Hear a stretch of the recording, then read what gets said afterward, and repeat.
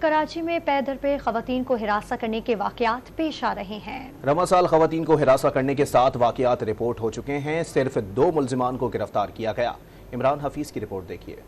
شہر قائد میں خواتین کو ہراساں کرنے کا پہلا واقعہ اورنگی ٹاؤن میں 30 مارچ کو پیش آیا۔ دوسرا واقعہ گلستان جوہر بلاک 4 میں راہ چلتی خاتون کو 3 جولائی کو دن دہاڑے جنسی طور پر ہراساں کیا گیا۔ اورنگی ٹاؤن سیکٹر E6 میں بھی 18 جولائی کو خاتون کو ہراساں کیا گیا۔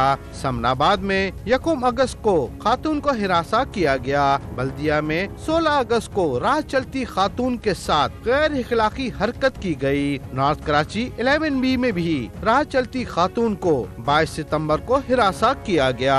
پولیس اب تک صرف اورنگی ٹاؤن اور بلدیہ ٹاؤن میں خواتین کو ہراساں کرنے میں ملوث ملزمان کو گرفتار کر سکی ہے۔ یونیورسٹی کی طالبات کو ہراساں کرنے کے حالیہ واقعے پر ایڈیشنل IG کراچی نے نوٹس لیتے ہوئے متعلقہ افسران سے رپورٹ طلب کر لی۔ کراچی پولیس چیف خادم حسین رن نے ڈان نیوز سے گفتگو کرتے ہوئے یقین دہانی کرائی کہ اس مقدمے میں ریاست خود مدعی بنے گی۔ ماضی میں بھی ایسے انسیڈنٹس ہوئے ہیں، انشاءاللہ تعالی اس مرتبہ اس کو بڑا سیریس ہم لے رہے ہیں۔